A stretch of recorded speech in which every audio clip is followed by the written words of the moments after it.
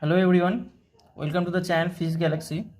So today we will solve the questions of electronics from the exam IT Jam. So let us quickly start the solutions of the question. So the first question is on your screen. So let us quickly solve the first part. So at first let us draw the circuit of the problem.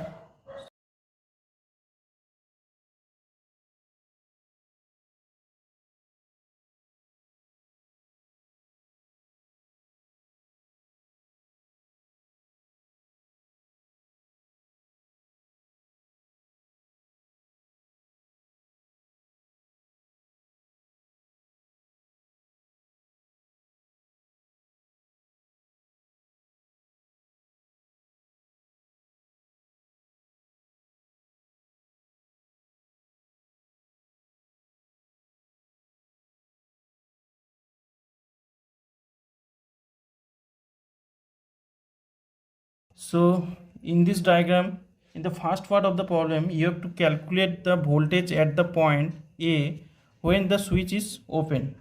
Okay, let us quickly solve the problem. So we have to find out the potential at the point when the switch is open. So the current in this path, suppose like the current is I. So using KVL, so if we use KVL in loop 1, so we will find out the equation that 5 is equal to I multiplied by 10 plus I multiplied by 10. So the current here is 5 divided by 20 milliampere. So the potential at this point A, VA, is equal to I multiplied by 10. So the potential at point A is nothing but 2.5 volt. So this was the first part of the problem. So in the second part, you have to find out the potential at the point A when the switch S is closed. So let us quickly draw the diagram for solving that problem.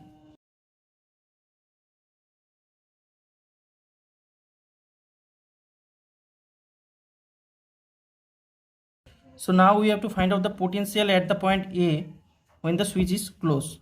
So to solve this kind of problem, you have to first draw the current diagram in this circuit. So this is the collector, so the current here is IC, and this is the emitter, so the current here is IE, and this is the base, the current here is IB. And so the current in this diagram, let us, the current here is IB plus I. So the current passing through this one will be I. So this is the current diagram in this circuit. So let us construct the loops here. So the loops are, this is one loop, so let us quickly name this loop is by 1, and the second loop here is denoted by 2, and the third loop present here is denoted by 3. So if we use KVL for loop 1, so this will give me the equation 5 is equal to IB plus I multiplied by 10. So this is the equation for loop 1. So similarly, if we use KVL for loop 2, this will give me the equation 5 is equal to IB plus I multiplied by 10 plus VVE plus I multiplied by 0.6. The resistance given here is ohm. So if we convert it to kilo ohm, the answer will be milliamperes. So I have converted it here into kilo ohm. So this will be my equation number 2. So similarly, if we use the KVL equation for loop 3, this will give me the equation 5 is equal to IC multiplied by 0.5 plus VCE plus IE multiplied by 0.26. So we have to find out the potential at this point A. So to find out this, we have to basically solve this 3 KVL equation. Here 1 and 2, this will give me I multiplied by 10 is equal to VB plus I multiplied by 0.6. So this will basically give me I multiplied by 10 is equal to 0.7. Let us put the value of beta given here. So in this problem, beta is given 50. So let us put this value. So I multiplied by 10 will be equal to 0.751 multiplied by 0.26 multiplied by IV. So let us give this equation number 4. So let us put the value I multiplied by 10, this value, into equation 2. So if we put this value, so this will give me 5 equal to IB multiplied by 10 plus I multiplied by 10 plus VB given in this problem is equal to 0.7. IE will be beta plus 1 multiplied by IB divided by 0.6. So 5 will be equal to IB multiplied by 10. So if we put this value I multiplied by 10 from equation 4 in this equation, this one multiplied by 0.26 multiplied by IB. So if we sum over all the IVs here present here, so this will give me 5.7.7, this will give me 1.4, and all the IB, if we sum over all the IVs, so this will give me 36.52 IB. So the IB will be 5 minus 1.4 divided by 36.52. So this will give me the result 0.0985 milliampere. So the IB here in this circuit is 0.0985. So if we put this value, the value of IB in equation number 4, so this will be I multiplied by 10 is equal to 0.7 plus 51 multiplied by 0.26 multiplied by 0.0985. So this will give me the value of I is equal to 2.006 divided by 10 milliampere. So this is the current I flowing in the circuit. So we have to find out basically the potential at the point A. So from the figure we can say that the potential at the point A will be equal to I multiplied by 10. So I is 2.006 divided by 10 multiplied by 10. So the potential at the point A is 2.006 volt. So this was the second part of the problem. Next you have to find out the DC load line for this problem. So let us solve equation number 3 for the DC load line. So from equation number 3 we will find out that 5 is equal to beta IB multiplied by 0.5 plus VC plus IE in terms of IB will be equal to this one. So if we put the values of beta and IB here, we will find out that this will be reduced to 50 multiplied by 0.0985, which is IB in this problem, multiplied by 0.5 plus VC plus 51 multiplied by 0.26 multiplied by IB value is 0.0985. So this will give me the result VC is equal to 1.23139 volt. So this is the VC for this circuit, and the IC here, IC is beta IB is equal to 50 multiplied by 0.0985. So this will give me the result 4.925 milliampere. So the IC here is this one and the VC is this one. So if we draw the DC load line for this transistor circuit, so the DC load line will be look like this one, and the Q point means the value of IC and VC for this circuit will be IC is for the circuit 4.925 milliampere and the VC for the circuit is 1.231394. So this is the load line, DC load line, and this is the Q point for this problem. So this was part 2 of this problem. So this was the complete solution of this problem. Let us go to the next problem. So you are seeing the problem on the screen. So in that problem, it is said that the semiconductor has resistance 300 ohm at the temperature 200 Kelvin, and it is also said that its resistance is 2 ohm at the temperature 250 Kelvin. So you have to find out basically the band gap of the material. So let us denote the band gap easy. So we have to find out the band gap of the material. So let us solve this problem. We know that the conductivity of a semiconductor is varies as the band gap by this relation, where sigma is the conductivity, Eg is the band gap, and T is the temperature of the material. So, and we also know that conductivity is proportional to 1 by resistance. So we can say from this relation 1 by resistance proportional to e to the power Eg by 2 kBT. So the resistance is proportional to e to the power Eg by 2 kBT. So this is the formula for resistance of an semiconductor.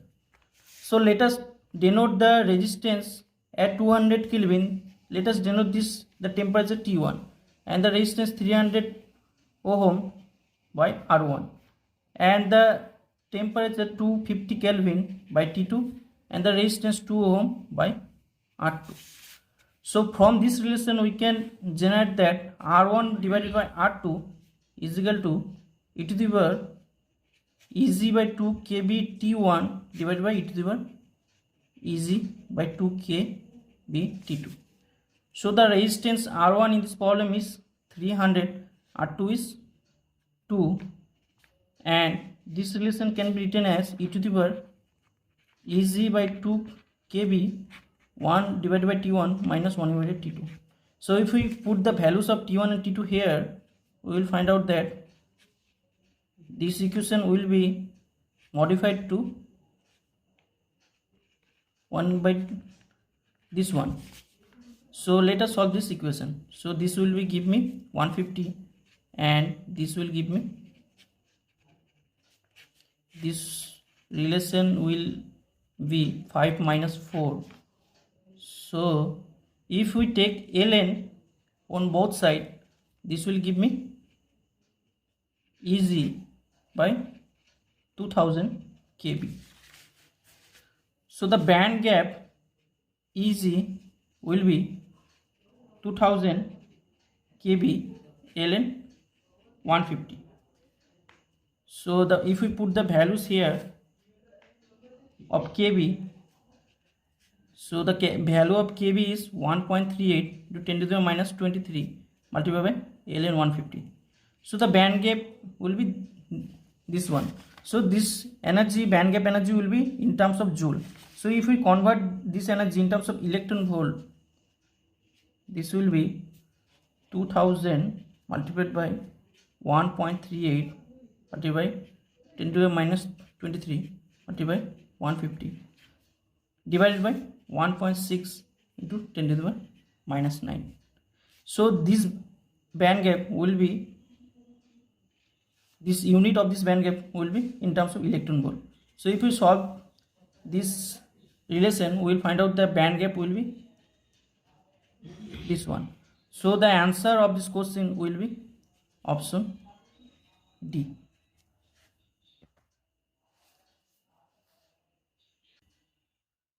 So let's go to the next one. To find out the solution, let us quickly diagram for this problem. So if we draw the diagram of the problem, So the diagram is, data given here is V1 is equal to 2/3 volt and V2 is equal to 1/2 volt. So in the first part of this problem, you have to find out the current passing through the resistance R4. So let us quickly solve the first part of this problem. So we know that the input resistance of an op-amp is infinite. So by this characteristics we can say that the current passing through the op-amp is zero, means the potential at the inverting and the non-inverting terminal will be equal, means the potential Vp will be equal to Vq. So let us find out the potential Vq by this loop. So if we find out the potential Vq by this loop, this will be Vq will be V1 divided by R1 plus R3 multiplied by R3. So this will be the potential at the point Q. So if we put the values here, this will give me the result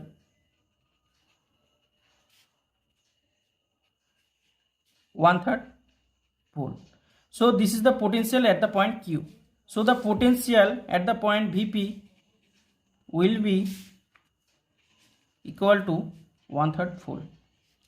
So to find out the current passing through the R4, let us denote this current I. No current is passing through the op-amp as it has infinite resistance.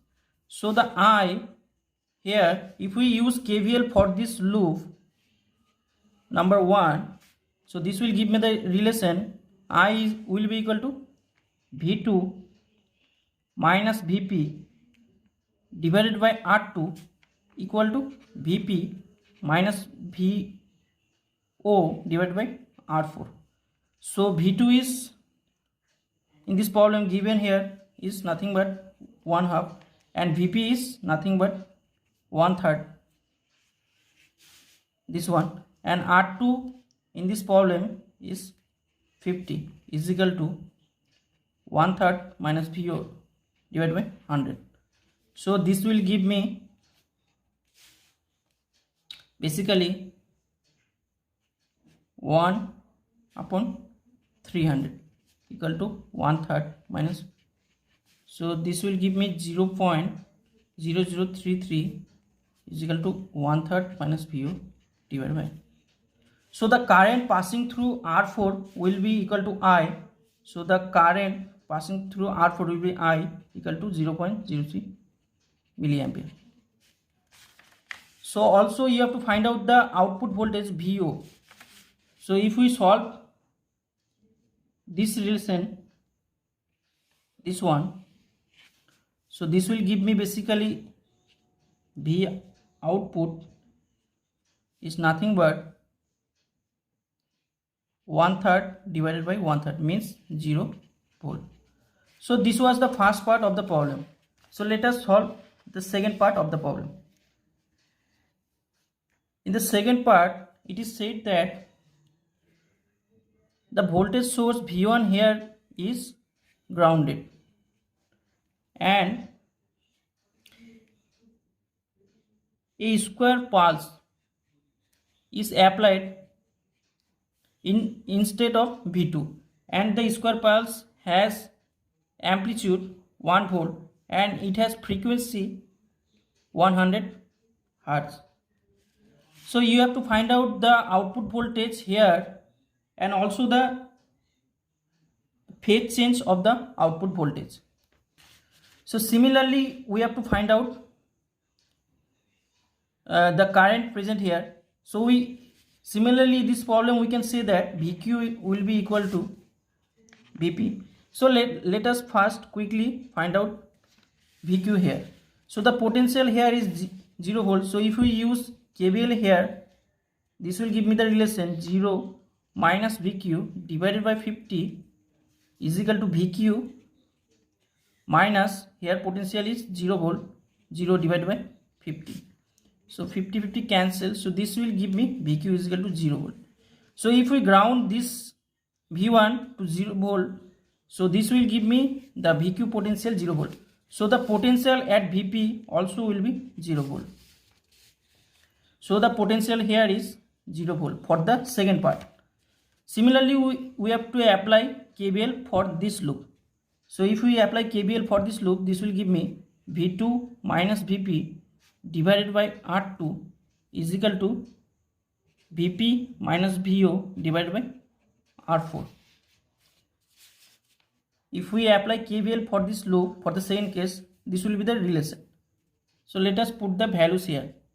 Vp value is 0 and R2 is 50 and Vp value is 0 and we have to find out the voltage Vo and R4 is 100. So Vo is equal to minus 2 Vp. So we can see that the output voltage is twice of the input voltage. Means the input here is, it has peak voltage 1 volt and the output here is peak has twice of the input, and also it has negative value, means it has some phase change. So if we draw the output voltage, so the output voltage will be twice, it has amplitude twice of the input voltage, means it has amplitude twice of the input, and it has frequency same of the input. So the answer is the peak will be 2 volt and the phase of the output voltage will be 180 degree of the input voltage, and its frequency will be same as of the input P2. So this was the second part for this problem.